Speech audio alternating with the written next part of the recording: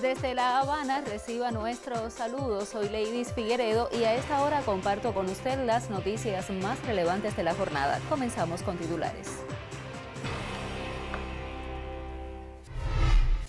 Presidente cubano Miguel Díaz-Canel recorrió sitios de interés económico-social de la provincia de Guantánamo. La visita abre un nuevo ciclo de recorridos por municipios de la más oriental de las provincias cubanas.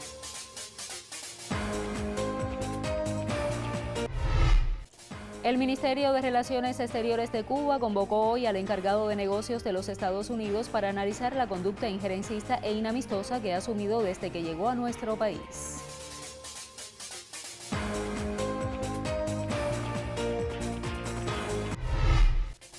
Duodécima edición del Congreso Internacional de Diseño llega a su fin en esta jornada. En nuestro espacio le acercamos a la obra de un académico con más de 2 décadas de experiencia en esta especialidad.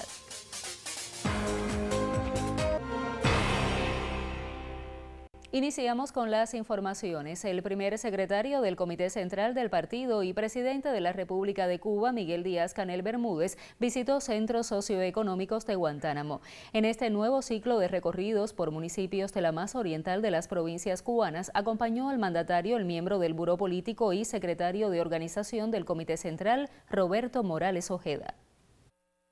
La unidad empresarial de base de derivados perteneciente a la empresa agroindustrial azucarera del municipio de Manuel Tames fue el primer sitio visitado por el primer secretario del partido y presidente cubano Miguel Díaz-Canel Bermúdez. La institución tiene una capacidad productiva de 300 hectolitros de alcohol fino para la elaboración de rones, miel proteica y levadura para alimento animal. El licenciado Alexander Desliz y Herrezuelo, director de la UEB, le informó al mandatario sobre el programa de inversiones en la planta, que asciende a 7 millones de pesos para insertarse en el mercado en divisas. Díaz-Canel reconoció las potencialidades del colectivo y los exhortó a cumplir con la siembra de las 476 hectáreas restantes de caña, además del aporte a la generación eléctrica a partir de la biomasa. Acompañado por el miembro del Buró Político y secretario de Organización del Comité Central, Roberto Morales Ojeda, el presidente cubano visitó también la finca del campesino Roidelis Rodríguez Ramírez, con 34 hectáreas dedicadas a los cultivos varios, 10 de ellas bajo riego. La finca tributa al consumo social, fundamentalmente a una casita infantil y al sistema de atención a la familia. Díaz-Canel compartió con pobladores del reparto económico Circunscripción 57, una comunidad en transformación, así como con educadores del Círculo Infantil Campanitas de Cristal. Esas son las cosas que nosotros tenemos que multiplicar y convencernos. Nosotros sí vamos a salir de esta situación, pero vamos a salir trabajando y vamos a salir con el esfuerzo y el talento del pueblo cubano. También participó en la puesta en marcha de la miniindustria El Palmar, perteneciente a la Cooperativa de Créditos y Servicios Ángel Bouza Calvo. El centro puede procesar 5 toneladas de frutas, sobre todo de mango, en plena cosecha, y cuenta con un deshidratador solar para la obtención de condimentos. En el Consejo Popular Felicidad de Yateras, el mandatario intercambió con la población. Allí conoció de la labor de las instituciones de salud y de la terminación de un sistema de acueducto que beneficia a unas 4.500 personas.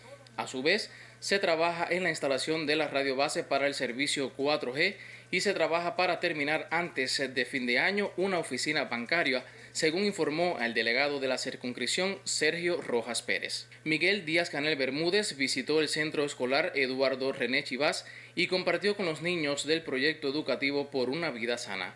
Reconoció que la provincia cuenta con un buen sistema de trabajo que permite el seguimiento y control de las indicaciones derivadas de estas visitas y que avanza de forma sostenida por un Guantánamo mejor. La crisis energética que atraviesa hoy el país, un tema sensible y urgente que preocupa a los cubanos, centró el más reciente capítulo del podcast Desde la Presidencia. En el encuentro, el titular de Energía y Minas, Vicente de la O. Levy, explicó que entre las causas de esta problemática figura el decrecimiento de la producción de crudo nacional para las termoeléctricas, así como de la importación de combustible. Escuchemos.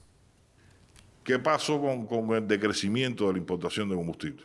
Bueno, hay que mencionarlo, el pueblo de Cuba lo sabe, Venezuela. Venezuela es un principal suministrador de nosotros. Venezuela también ha sido atacado. Venezuela ha sido boicoteado, Venezuela ha tenido problemas internos. Ha sido sancionado, le han aplicado medidas coercitivas. Ha sido sancionado. Y de conjunto encontramos una fórmula que no alcanza los niveles de entrega que teníamos anteriormente por el decrecimiento que ellos mismos han tenido. Pero de conjunto hemos encontrado una fórmula que vamos caminando y encontrando soluciones también para el proceso inversionista y para tener... Y fórmula que no vamos a explicar para que no nos las persigan. Exactamente, porque aquí en este tema también está muy presente la persecución que hay a nivel de... Esa es una de las características más importantes del recrudecimiento del bloqueo. La persecución financiera y la persecución energética. En nuestro sector nosotros lo vemos, presidente, usted lo sabe, no, a usted no le estoy diciendo nada nuevo. Nosotros lo vivimos diariamente. Nosotros hoy mismo tenemos operaciones por hacer con dinero. Tenemos el dinero y sin embargo no le llega a los suministradores a quien le tenemos que pagar. Y es un ejemplo del gas licuado. Ante esta situación, el titular de Energía y Minas de la OLEVI comentó que se hizo imprescindible buscar definitivamente una solución que fuera hacia la disminución del combustible. De ahí la apuesta por las energías renovables, en especial las inversiones en los paneles fotovoltaicos. Nosotros sí pensamos que la estrategia es la correcta. Llevamos 3 meses de inaugurar parque, febrero, marzo y abril. Solamente 3 meses de inauguración de parque.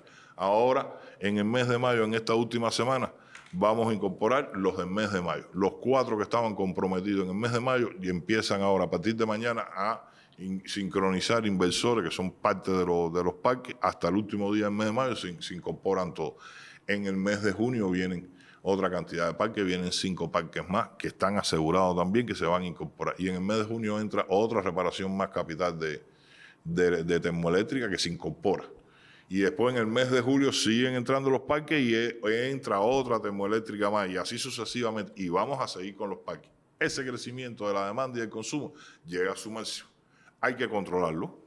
Y no podemos permitir de que haya un exceso de consumo porque la población lo está sufriendo todo y estamos conscientes de las larguísimas horas de apagón que está sufriendo nuestro pueblo. El Ministerio de Relaciones Exteriores convocó el viernes 30 de mayo al encargado de negocios de los Estados Unidos a fin de llamarle la atención una vez más sobre la conducta injerencista e inamistosa que ha asumido desde que llegó a Cuba, ajena a la que corresponde a un diplomático e irrespetuosa hacia el pueblo cubano.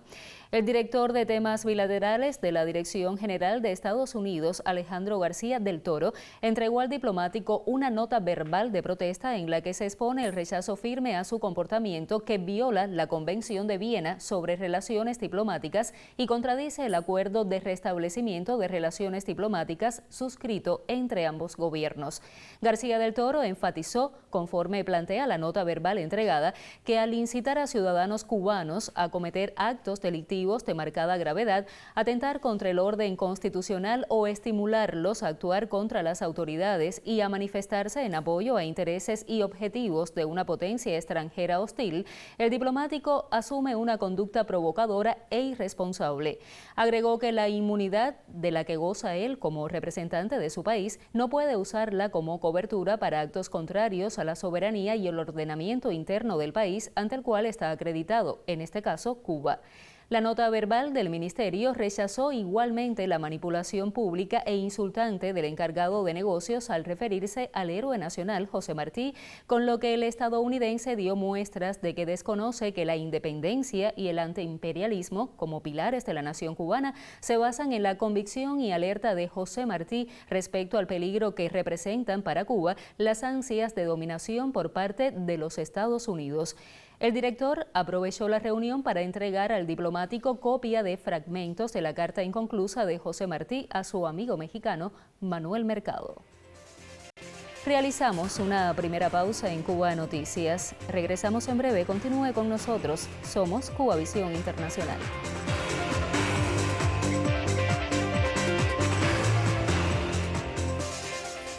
Una redacción informativa integrada para mostrar el minuto a minuto de las noticias más relevantes de Cuba y su inserción en el ámbito internacional. Cuba y su gente son el corazón de nuestro trabajo. Y estamos aquí para contarles sus historias, las 24 horas, los 7 días de la semana. En el ámbito de la digitalización, para el crecimiento de los sus conocimientos y hallazgos. A grandes rasgos, esto es el político francés Michel Lepré. De acuerdo con las intervenciones contacto Con nuestra mediación constante, usted está siempre bien informado. 2025 no será diferente. Seguiremos comprometidos con la verdad.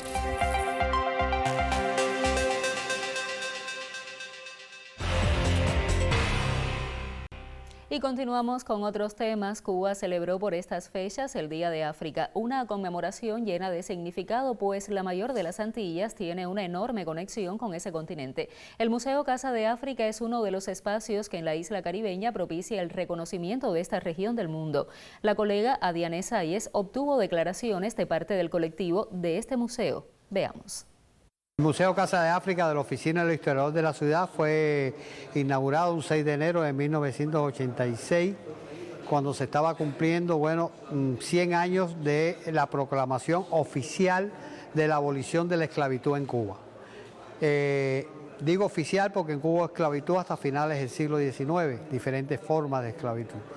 Pero era un año importante, era un año también en que ya las relaciones entre Cuba y África eran mucho más abiertas y se veía la necesidad de crear un museo, una institución cultural que explicara a nuestro pueblo la historia, la cultura y el arte africano contemporáneo. El museo está abierto de martes a domingo en el horario de 10 de la mañana a 4:30 de la tarde. Hay un proyecto sociocultural muy amplio donde todos los sábados se hacen actividades para la comunidad. O sea, estamos hablando de puertas abiertas, de actividades totalmente gratuitas, de que es un espacio además participativo con los portadores culturales, con los grupos musicodanzarios y obviamente con el público en general. La llegada al museo además implica poder visitar una casa colonial de 3 pisos, con una colección que va desde los elementos vinculados a la esclavitud, desde elementos del África precolonial que también se atesoran en nuestra colección y a partir de ahí los elementos que tienen que ver con la cultura cubana de matriz africana. Asimismo, se hizo énfasis en la importancia de la cultura africana y de la defensa de los valores y raíces de este continente para Cuba. No se puede hablar de la historia de Cuba sin hablar de África, eso es totalmente imposible, como no se puede hablar de la historia de la humanidad sin hablar de África. El primer registro de africanos esclavizados que arriban a Cuba data del año 1513 y supuestamente América es descubierta en el año 1492. Independientemente de que tenemos una historia que precede con nuestros nativos, con nuestros aborígenes, el inicio de Cuba como nación realmente tiene mucho que ver con África. Y si bien los esclavizados siempre fueron un sector minimizado, silenciado, son muy claros los aportes que han tenido a la cultura cubana y a la historia del país. Conozcamos ahora sobre el comportamiento del tiempo para nuestra isla. Y para ello damos la bienvenida y el saludo cordial al meteorólogo Ariel Maturel. Adelante.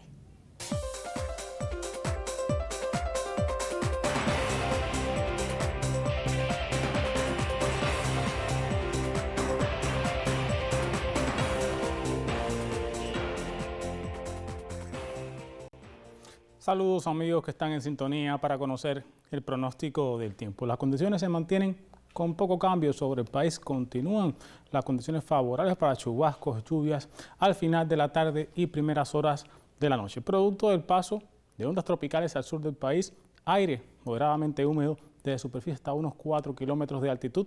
La jornada de hoy para mañana, principalmente en el occidente y zonas del interior y costa norte del resto del país.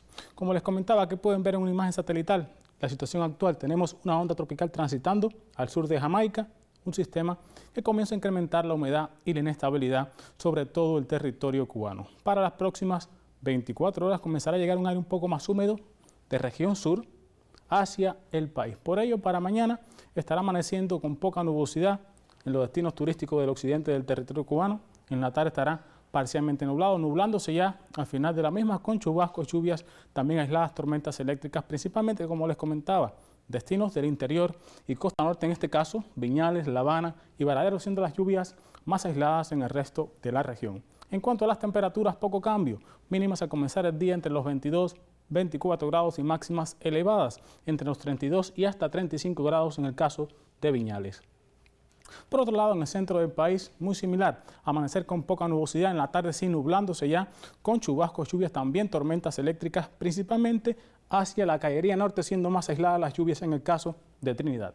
En cuanto a las temperaturas, mínimas entre los 22, 25 grados y máximas en la tarde elevadas. Estarán entre los 33 y hasta 35 grados en el caso de Trinidad. Por otro lado, en el oriente del país, muy similar al resto del territorio cubano.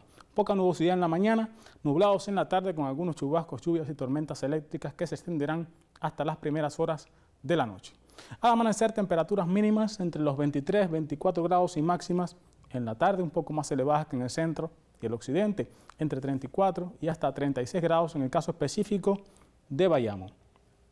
En cuanto a la información astronómica, tendremos la salida del sol comenzando exactamente por el oriente del país a las 6:17 y terminando por el extremo más occidental a las 6:56. En cuanto al atardecer, si lo quiere disfrutar, comenzando por Baracoa a las 7:34 de la tarde, terminando a las 8:19 por el extremo de Pinar del Río. Actualmente nos encontramos en la fase de luna nueva y la próxima será cuarto menguante y se alcanzará durante el 2 de junio. En resumen, para las próximas 12 y 24 horas tendremos algunos chubascos y lluvias hacia el interior y norte de gran parte del país. Espero que como siempre tengan una excelente jornada y que el buen tiempo les acompañe.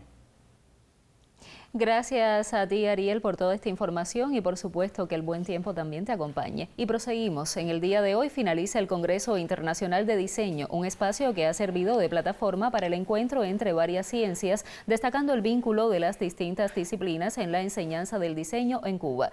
Nuestro equipo en el Palacio de las Convenciones conversó con un profesor de física, el cual lleva más de 20 años impartiendo clases a estudiantes de diseño.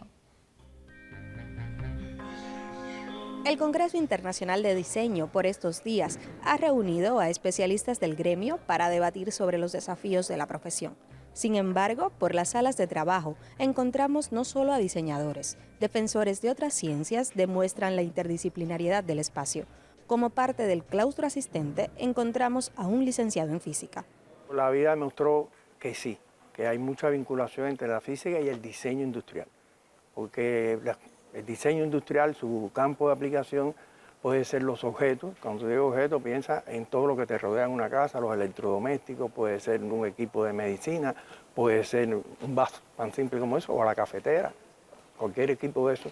O también los espacios, los interiores, donde tú tienes que tener en cuenta el problema de la iluminación, el problema, por ejemplo, un restaurante se supone que sea un lugar donde no se oiga mucho lo que yo estoy hablando con alguien. Entonces todo eso tiene que ver con la física. Entonces, en el caso del diseño industrial, se da un curso de física que va sobre todo dirigido a las aplicaciones, a cómo la física se manifiesta en las distintas aplicaciones, sobre todo en el entorno cotidiano, que es donde trabaja el diseñador. Y eso le da un toque distintivo a ese tipo de física que no es la que está acostumbrado el estudiante, porque es más bien de resolver problemas cualitativos. Es un poco asombroso la sinergia entre ambas asignaturas para educar a un futuro profesional más preparado integralmente. El profesor Verazaín lo logra. Hoy se hablaba aquí de hacer pensar y yo les digo a ellos que la física se le puede olvidar, pero lo más importante es la competencia que yo trato de transmitir de resolver problemas. Y para resolver problemas hay que pensar. Yo utilizo mucho el humor en las clases. El humor es un recurso muy válido, o sea, es un recurso pedagógico, hay artículos y libros sobre eso. Nunca tuve problemas porque acuérdate que lo primero que te dije es la sabiduría, hay que saber. El muchacho sabe que tú sabes, que tú investigas, que tú publicas, él te respeta. Y lo otro es mostrarle a través de los ejemplos de la propia asignatura para qué le sirve la física.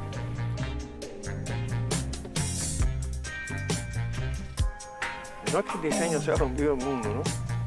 Pero yo que no soy diseñador y he tenido que dar muchas conferencias de puertas abiertas, de charlas para... lo primero que hago es que pensemos dónde estamos y nos damos cuenta que todo está diseñado. A veces uno tiene esa percepción, la lámpara que me ilumina, el teléfono que tiene el compañero, este equipo donde estoy sentado, la ropa que tengo puesta, el espejuelo, mi reloj. O sea, vivimos un mundo objetual que está diseñado. Este Congreso Internacional de Diseño ha estado dedicado a las inteligencias. El profesor nos habló de ellas y cómo las convierte en herramientas para la educación. La gente dice, todo está en la inteligencia artificial, siempre todo estuvo en una biblioteca. En la biblioteca siempre estuvo todo, libros de esto, libros de lo otro. Yo pienso que estas herramientas lo que nos facilitan un poco el acceso a la información, eso sí, igual que las computadoras, ¿no? Si Cervantes hubiera tenido una computadora, el Word hubiera escrito no solo el Quijote, hubiera escrito el regreso del Quijote, la venganza del Quijote, y el Quijote se desencadena. Mucha gente tiene Word y no ha escrito ni la primera parte, ni el primer párrafo de un Quijote. Entonces, el fundamental está en la IN, en la inteligencia natural. Esto ha sido un trabajo de Cintia Ibatao Ruiz para Cubavisión Internacional. Tiempo para el deporte en Cuba Noticias con Miguel Ángel Cruz. Adelante, saludos.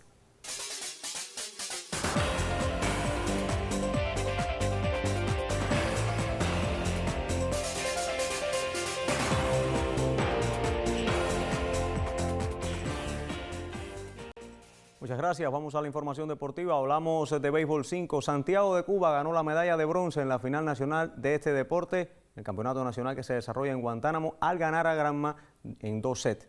La jugadora de 14 años, Rachel Medina Isaac, fue una de las figuras más importantes de este torneo. El colega Duanis Hernández la entrevistó para conocer sus impresiones. Rachel, ¿qué significa para ti con apenas 14 años ya ser medallista en una final nacional de mayores?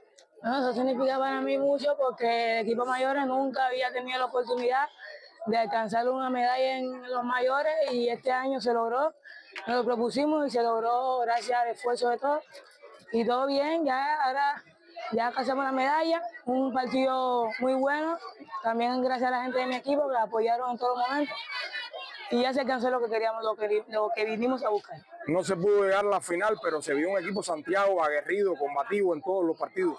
Sí, no se pudo llegar a la final, 2 o 3 errores que hicimos, pero todo bien. Pero ya tenemos la medalla, que eso es lo que vinimos a buscar, porque los mayores no tenían la oportunidad de haberlo hecho, pero gracias a todos ya lo logramos.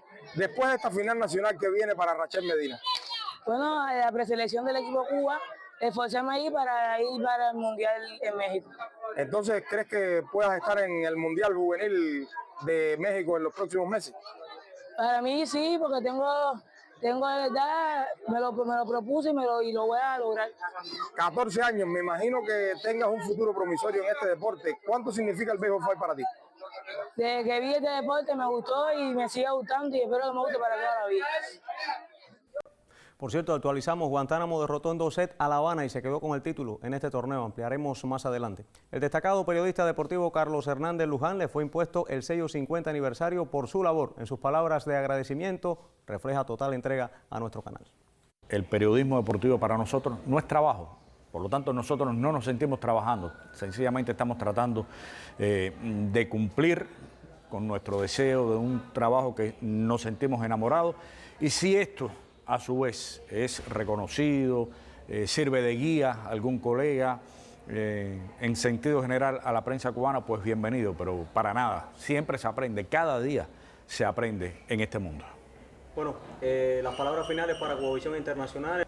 Por supuesto, siempre lo he dicho y no es esta la primera oportunidad que estoy agradecido a la oportunidad que me dio Cubavisión Internacional desde el año 1993 de incorporarme a su equipo de trabajo, de comenzar allí a hacer mi periodismo, aprender realmente a hacer periodismo, a hacer coberturas, entrevistas, porque la práctica es verdaderamente la escuela, ¿no?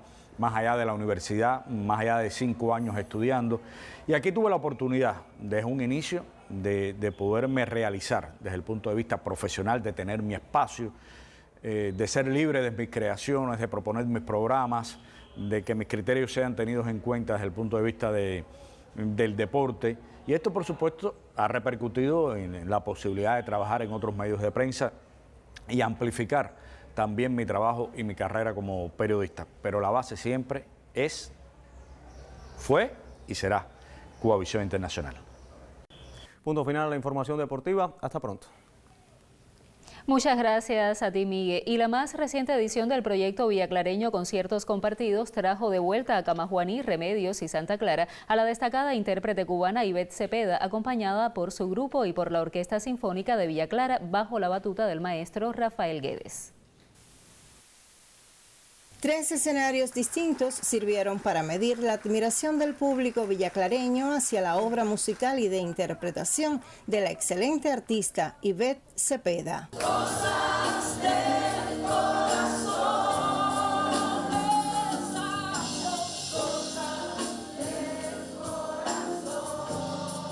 Ella disfrutó cada una de las presentaciones junto a su grupo, compartiendo conciertos con la Orquesta Sinfónica de Villa Clara, todos bajo la dirección del guitarrista, productor y compositor cubano Rafael Guedes, un artista que ha dedicado su vida con mucha intensidad al cultivo de la música. No ha faltado amor, pasión, entrega, presencia, música y deseo de vivir y deseo de cantar y deseo de bailar y deseo de seguir.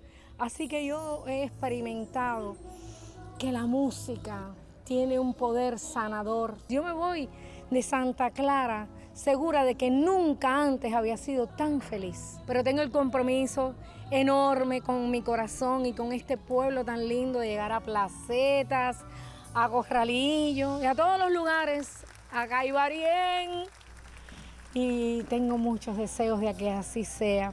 Tú sabes que esta es una población muy culta, muy musical, que tiene mucha fe, que tiene mucha esperanza, que tiene mucha fuerza y que hace que el artista no sienta que está cantando, sino flotando.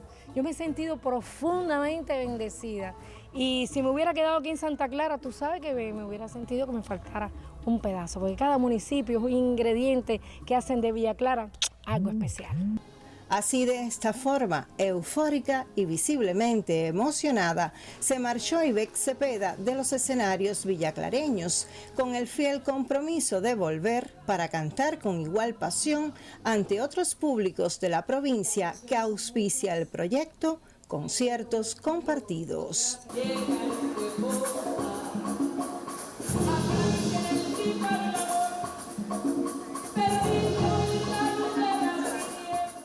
Desde Villa Clara, Hilda Cárdenas Conyedo, Cubavisión Internacional. Y antes de despedirnos, le informamos a nuestros televidentes que con motivo de la transmisión de la final de la tercera Liga Élite del béisbol cubano a través de la señal de Cubavisión Internacional, a partir de este sábado 31 de mayo y hasta el venidero 8 de junio, la salida al aire de nuestro espacio noticioso será a la 1 de la tarde, hora de Cuba.